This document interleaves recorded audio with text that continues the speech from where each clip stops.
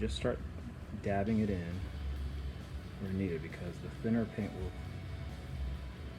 go on top of the thicker paint. What I don't want it to look like is corn cobs. So I just try to vary where the tip of the brush hits.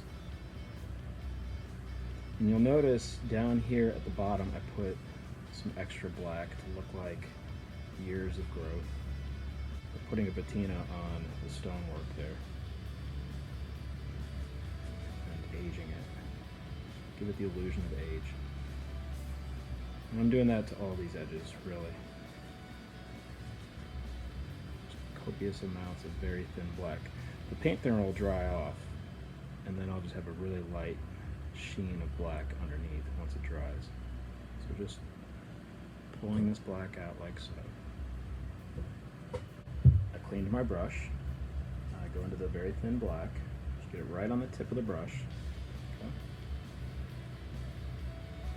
Pop that right over. And now with the paint that's still left on there, I can pop a few little stones.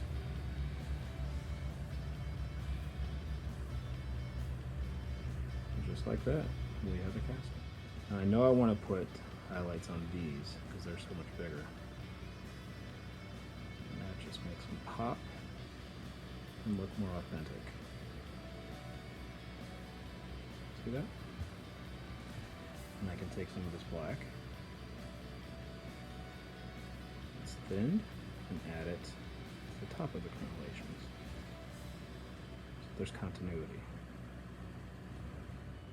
Now, to do the top, same procedure, go all the way up to the crenellation, just like that. Start with a crenellation there, there,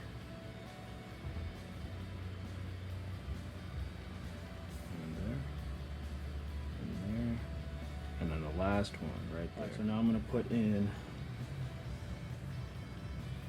the shadow side of the crenellations on this side of the tower. So make sure my paintbrush is nice and sharp. And I'm just going to tap, tap, tap, tap, tap, and tap. I'm going to actually pull this down just a hair. Really make those pronounced. There we go. That looks great.